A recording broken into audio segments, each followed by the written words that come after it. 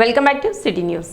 YCP ప్రభుత్వంలో గోవులను నిర్లక్ష్యం చేసి అధోగతి పాలు చేసిన వాళ్లు ఇప్పుడు టీటీడీ గోశాల గురించి మాట్లాడటం విడ్డూరమని రాష్ట్ర Padmashali welfare corporation director Jonnadula Mahesh ఎద్దేవా చేశారు.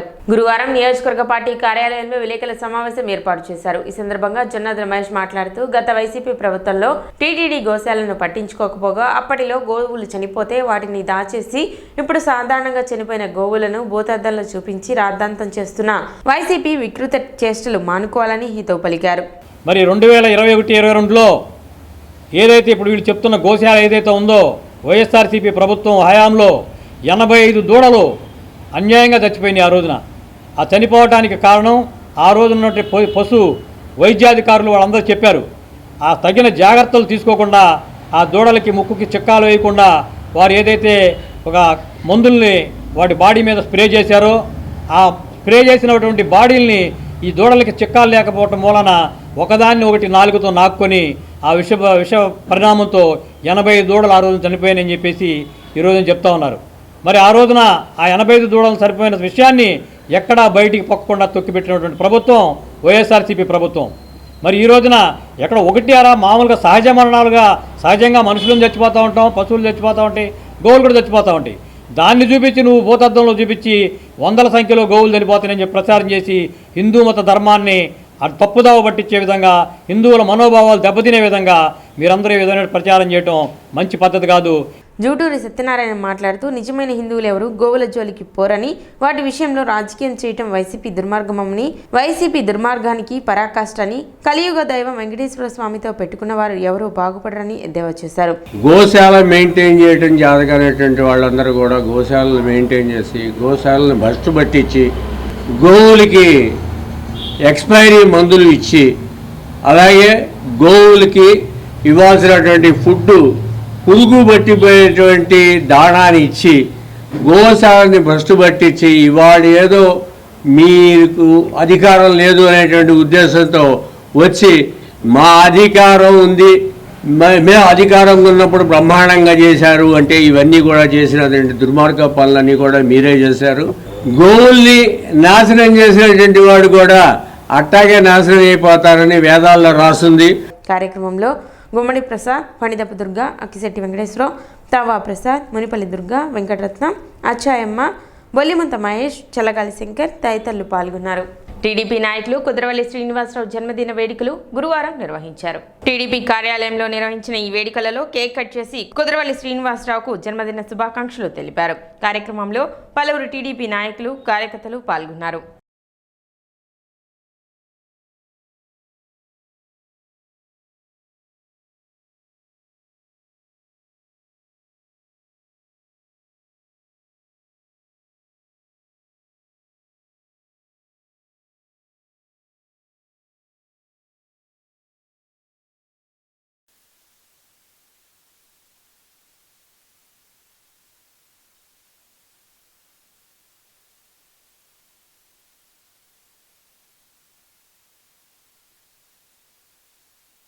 ప్రాణాపాయ స్థితిలో ఉన్న నిండు గర్భిణీ ప్రాణాలను రక్షించి తన యొక్క సేవా గుణాన్ని చాటుకున్నారు తెనాలి తహసీల్దార్ గోపాలకృష్ణ. వివరాల్లోకి వెళితే పట్టణ చెంచిపేటకు చెందిన విజయలక్ష్మి స్వీపర్గా జీవనం సాగిస్తూ ఉంటుంది. ఆమె కుమార్తె సుమిత్రాదేవి డెలివరీకి సంబంధించి ఇబ్బంది తలెత్తగా గుంటూరు ప్రభుత్వ వైద్యశాలకు తరలించాలని జిల్లా కలెక్టర్ కార్యాలయం నుండి తెనాలి తహసీల్దార్ గోపాలకృష్ణకు ఫోన్ ద్వారా సమాచారం రాగా తక్షణమే స్పందించిన ఆయన డాక్టర్ శారదాను సంప్రదించి ఈ విషయాన్ని వివరించారు. విషయం తెలుసుకున్న డాక్టర్ శారద ఈ నెల 9వ తేదీన సుమిత్రాదేవి తన వైద్యశాలలో అడ్మిట్ చేసుకుని వైద్య పరీక్షలు నిర్వహించి 10వ తేదీన విజయవంతంగా సర్జరీని పూర్తి చేశారు. సర్జరీ అనంతరం తల్లి బిడ్డ క్షేమంగా ఉన్నారంటూ డాక్టర్ శారద తహసీల్దార్ గోపాలకృష్ణకు తెలిపారు. ఈ నేపథ్యంలో గురువారం సుమిత్రాదేవి డిశ్చార్జ్ అవుతూ ఉండటంతో తహసీల్దార్ గోపాలకృష్ణ వైద్యశాలకు వెళ్లి సుమిత్రాదేవి ఆమె బిడ్డను సందర్శించారు. తల్లి బిడ్డ ఆరోగ్యం పరిస్థితిపై డాక్టర్ శారదను వివరాలు అడిగి తెలుసుకున్నారు. తన కోరిక మేరకు చొరవ తీసుకుని తల్లి బిడ్డ ప్రాణాలను రక్షించిన డాక్టర్ శారదకు తహసీల్దార్ గోపాలకృష్ణ కృతజ్ఞతలు తెలిపారు. ఈ నెల 8వ తారీఖున నాకు జిల్లా కలెక్టర్ వారి కార్యాలయం నుంచి ఒక కాల్ వచ్చింది. ఆ కాల్ సారాంశం ఏంటంటే విజయలక్ష్మి అనే పేద మహిళ, ఆవిడ స్వీపింగ్ పని చేస్తూ ఉంటుంది. ఆవిడ మంత్లీ శాలరీ కూడా 6,000. వాళ్ళ అమ్మాయి సుమిత్రాదేవి, బొక్కా సుమిత్రాదేవి అనే ఆవిడ డెలివరీ కావడం కోసం హాస్పిటల్కి వెళ్తే అక్కడ ఏదో ఇబ్బంది వచ్చింది, ఇమీడియట్గా గుంటూరు జీజీహెచ్కి తరలించాలి, లేకపోతే తల్లి బిడ్డకి ప్రమాదం, కొంచెం మీరు ఇంటర్వెన్ కావాలి, వాళ్ళు చాలా పూర్ ఫ్యామిలీ అని చెప్పేసి కాల్ సారాంశం. ఇమీడియట్గా నేను వీళ్ళ కాంటాక్ట్ నెంబర్ తీసుకుని కనుక్కుంటే పరిస్థితి కొంచెం సీరియస్ అండి, ఇక మాకు ఫిట్స్ వస్తాయి అంటున్నారు, లేకపోతే మాకు తల్లి బిడ్డకి ప్రాణాపాయం అని చెప్పారు డాక్టర్సు అని చెప్పడంతో నేను ఇమీడియట్గా నాకు ఎలా చేయాలి అంటే, గతంలో నేను ఇక్కడికి వచ్చిన తర్వాత ఒక 2-3 అకేషన్స్లో శారదా మేడం గారు చొరవ తీసుకోవడం, డిసీజ్ ఫ్రీ తెనాలి అనే ఒక కాన్సెప్ట్తో తెనాలి ప్రజలందరూ బాగుండాలనే ఒక కోరుకునే ఒక మనిషి ఉన్నారు, ఒక డాక్టర్ గారు ఉన్నారని వెంటనే ఇమీడియట్గా డాక్టర్ గారు గుర్తొచ్చి వారికి కాల్ చేయడం జరిగింది. ఇట్లా కండిషన్ సివియర్గా ఉంది మేడం, మీ హెల్ప్ కావాలి అంటే తప్పకుండా చేస్తానండి, మీరు పంపండి అని అన్నారు. నో అండి, మీరు సింగిల్ ఎన్పీ ఇవ్వద్దు, అది నా బాధ్యత, నేను ఖచ్చితంగా మీరు నా దగ్గర పంపండి, నేను చూసుకుంటానన్నారు. 8వ తారీఖు కాల్ వస్తే 9వ తారీఖు వీళ్ళు తల్లి బిడ్డ బొక్కా సుమిత్రాదేవి వైఫ్ ఆఫ్ మహేష్ వాళ్ళు 9వ తారీఖు అడ్మిట్ అయ్యారు. 10వ తారీఖు మార్నింగ్ మేడం గారు సక్సెస్ఫుల్గా సర్జరీ చేసి తల్లి బిడ్డ ఆరోగ్యంగా ఉన్నారు అని నాకు మెసేజ్ పెడితే నాకు చాలా హ్యాపీగా అనిపించింది. ఆవిడ హైపర్ టెన్సివ్ అండి, దాన్ని పిఏహెచ్ కేసు అంటాము. కాకపోతే మరి వాళ్ళు ప్రీవియస్గా చూసిన డాక్టర్స్ చెప్పినంత సీరియస్నెస్ అయితే నాకేం కనపడలేదు. అలాగే పేషెంట్ మీరు పోవచ్చు, అలానే బిడ్డ పోవచ్చు అనే పెద్ద పెద్ద మాటలు మనకి ఏమీ ఎవిడెన్స్ లేకుండా మనం మాట్లాడకూడదండి. దీనికి మెడికల్గా ఒక షెడ్యూల్ ఉంటుంది, దానిలో ప్రతి పాయింట్ కూడా మేము చూసుకుని దానిలో కష్ట నష్టాలన్నీ మేము చర్చించుకున్న తర్వాతే మా పెదవి దాటి మాట రావాలి. అలాగే కాదు మనకు ఒక పొజిషన్ ఇచ్చారు కదా అని చెప్పి మనం ఇష్టం వచ్చినట్టు మాట్లాడటానికి లేదు. ఇది ఎందుకంటే 2-3 ప్రాణాలతో కూడుకున్న విషయం కాబట్టి ఈ కేసు కేవలం సార్ గారి ప్రోత్సాహంతో చేశానండి. ఈ కేసు విషయంలో డెఫినెట్గా కాంప్లికేషన్స్ అయితే ఉన్నాయి, కానీ వాళ్ళు చెప్పినంత రేంజ్లో లేవు. అలాగే పేషెంట్కి అంటే డే 1 నుంచి జరగాల్సినవి కూడా కరెక్ట్గా జరగలేదని ఒక సీనియర్ డాక్టర్గా నా అభిప్రాయము. ఈ కేసు అయితే చాలా సేఫ్టీగా అయిపోయిందండి, పెద్ద ప్రాబ్లం ఏమీ అవ్వలేదు. ఆ రోజు బీపీ చెక్ చేస్తే ఎక్కువగా ఉందని చెప్పేసి 3 times చెక్ చేసినా కానీ అలానే ఉందని చెప్పేసి అది అయిపోయేసరికి డాక్టర్స్ వెళ్ళిపోయారు తెనాలి గవర్నమెంట్ హాస్పిటల్లో. నెక్స్ట్ డే వెళ్ళాను, నెక్స్ట్ డే రిపోర్ట్స్ చూద్దామని చెప్పేసి వెళ్ళాను. నెక్స్ట్ డే రిపోర్ట్ చూపిస్తానికి వెళ్ళి బీపీ చెక్ చేసుకుంటే కొంచెం హైగా ఉందని చెప్పేసి అదే రిపోర్టు దాని బుక్ మీద రాశారు. అది తీసుకెళ్ళి చూపించిన తర్వాత నీకు బాగా బీపీ ఎక్కువగా ఉంది, ఇలా ఉండకూడదు, బీపీ ఇలా ఉంటే నీకు ఫిట్స్ వచ్చేస్తే లోపల బేబీ చనిపోయే ప్రమాదం కూడా ఉంది, ఇక అందుకని గబగబా ఇంకా లేబర్ వార్డుకి వెళ్ళి ఎమర్జెన్సీ ఉంటుంది కదా అక్కడికి తీసుకెళ్ళిపోయి ఇంజక్షన్లు చేసేసి యూరిన్ ట్యాబ్ వేసేది క్యాన్లాలు ఇచ్చేసి అంతా అరగంటలు అయిపోయింది. ఇంకా తర్వాత ఇక మా వల్ల కాదు, మీరు మీ అమ్మకి ఫిట్స్ వచ్చేస్తే తీసుకొని వెళ్ళిపోండి, వెంటనే తీసుకెళ్తే గుంటూరు గవర్నమెంట్ హాస్పిటల్కి తీసుకెళ్ళి లేకపోతే ఎన్ఆర్ఐ తీసుకెళ్ళండి అని చెప్పేసి యూరిన్ ట్యాబ్ వేసేసారు, క్యాన్లా పెట్టేశారు. అన్నీ ఇక్కడ ఎలాగోలా చేయండి అని చెప్తున్నా కానీ అసలు ఏం వినిపించుకోకుండా పెద్దగా మీరు వెళ్ళిపోరని గట్టిగా ఇక మేము ఇక్కడ వేరే చోట చూపించుకుంటా ఇంకా అలానే ఇంకా అవి తీయకుండా అలానే బయటికి పంపించేసేసారు నన్ను. తర్వాత నేను వేరే ప్రైవేట్ హాస్పిటల్లో చూపించుకుంటే అక్కడికి వెళ్తే వాళ్ళు చూసి 2 days ఉంచుకొని అవన్నీ తీసేసి పంపించారు. ఇప్పుడు ఇక్కడికి వచ్చిన తర్వాత మేడంకి వచ్చేసి నేను నా రిపోర్ట్స్ అన్ని చూపిస్తే మేడం గారు నాకు స్కానింగ్ అయి తీసేసి లోపల బేబీ బాగానే ఉందమ్మా అని చెప్పేసి నెక్స్ట్ డేనే 10వ తారీఖున నాకు డెలివరీ చేశారు. ఈయన మా బాబు. నాకు ఏ ఇబ్బంది లేదు. 9వ తారీఖున అడ్మిట్ అయ్యాను ఇక్కడ నేను.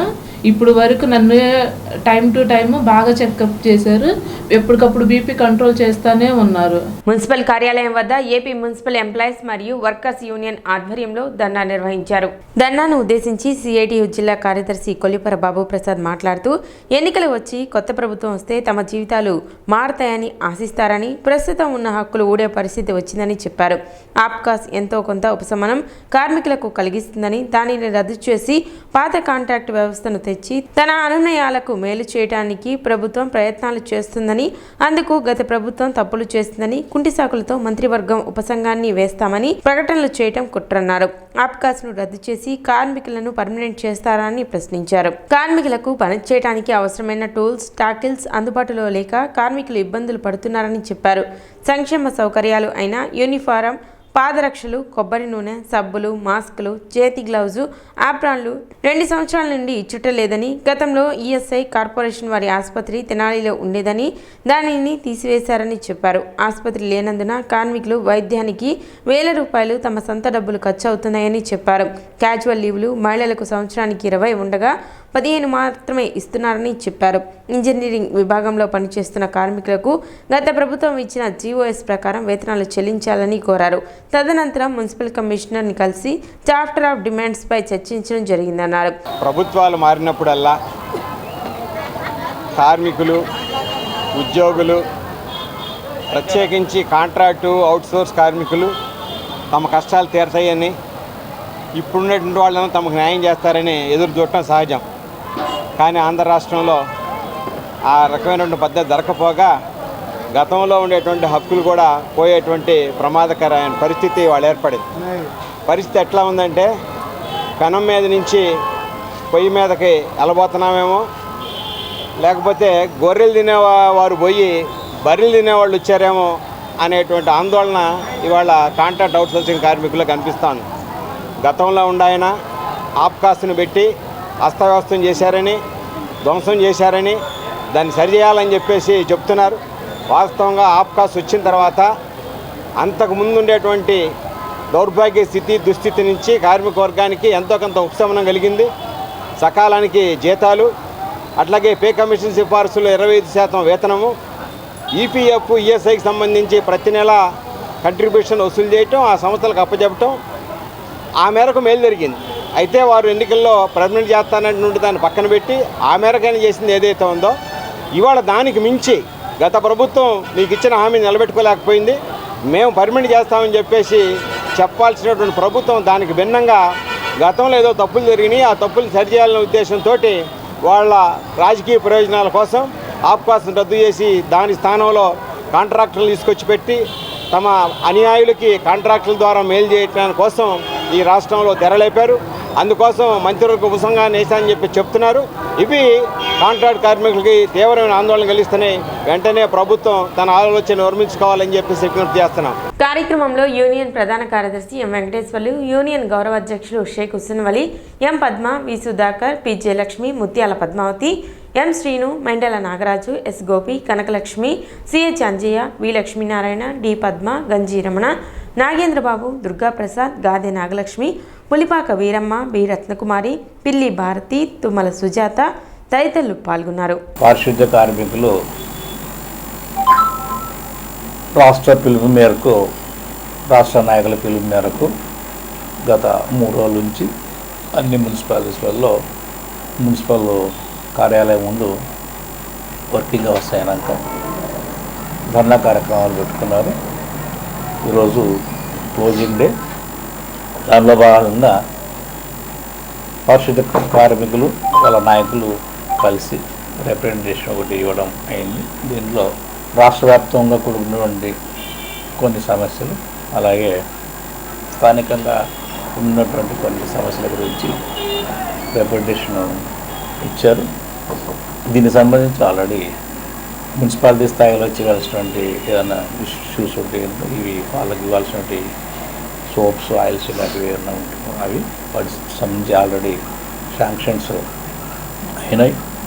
వర్కర్స్ కూడా మనం ఇచ్చేటువంటి సోపులు కానీ, ఆయిల్స్ కానీ, చప్పల్స్ కానీ, ఆఫ్రాన్స్ కానీ ఇలాంటివన్నీ కూడా వర్కర్స్ని పిలిచి సెలక్షన్ వాళ్ళ ద్వారా చేయించుకొని వాళ్ళకు కోరుకునేది ఇచ్చేటువంటి ఈ యొక్క ప్రక్రియ స్టార్ట్ అయింది. అలా మున్సిపాలిటీ స్థాయిలో జరగాల్సినటువంటి వాళ్ళకు రావాల్సినవన్నీ కూడా త్వరలోనే ఇస్తాం. దాని గురించి ప్రాబ్లం దీనికి ఏం లేదు. అదేవిధంగా మేము కూడా వాళ్ళను రిక్వెస్ట్ ఏంటంటే, మన ఊరు ఇంకా బాగుండాలి, బాగుంది, బట్ ఇంకా బాగుంటే ఇంకా అందరూ బాగుంటారు కాబట్టి ఈ యొక్క శానిటేషన్ కార్యక్రమాల్లో ఇంకా విరివిగా వాళ్ళు పాల్గొని శుభ్రం చేసేటువంటి క్రమంలో ముందుండాలని వారిని కోరుతున్నాను. గత ప్రభుత్వంలో కాంట్రాక్ట్ కార్మికులంగా ఉన్నాము. తర్వాత వైఎస్ఆర్ ప్రభుత్వం అధికారికి వచ్చిన తర్వాత మేమంతా ఆప్కాస్ట్ కార్మికులుగా మార్చబడ్డాం. ఆ రోజు చెప్పాము, మమ్మల్ని ఆప్కాస్ట్లో మీరు ఏర్పాటు చేయొద్దు. మమ్మల్ని రకరకాల కాంట్రాక్టుల పేరు మీద ఇంకో పేరు మీద మమ్మల్ని తీసుకొస్తా ఉన్నారు. దీనివల్ల మాకేం ఉపయోగం లేదు. కాబట్టి మమ్మల్ని అందరిని పర్మిట్ చేయండి. పర్మిట్ చేయడమే శాశ్వత పరిష్కారం చెబుతున్నాం. ఎందుకంటే కాంట్రాక్టు, అవుట్సోర్సింగు, డైలీ వేజెస్ ఈ రకరకాల పేరు మీద కార్మికుల యొక్క శ్రమ దోపిడీకి గురవుతూ ఉంది అని చాలా స్పష్టంగా చెబుతూ ఉన్నాం.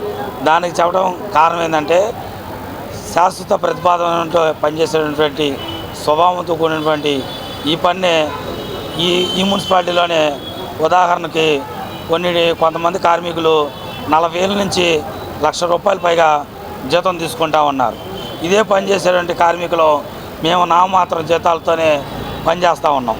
కాబట్టి ఇంత వ్యత్యాసం ఉండడానికి కారణం ఏంటంటే మేము అవుట్సోర్సింగ్ కార్మికులు అవ్వటం, వాళ్ళు పర్మనెంట్ కార్మికులు అవ్వటం. కాబట్టి మమ్మల్ని పర్మనెంట్ కార్మికులుగా గుర్తిస్తే మాకు మీరు పెద్ద మేలు చేసినట్టు అవుతామని చెప్పి తెలియపరచడం. ఇప్పుడు ఒక చిన్న విరామం.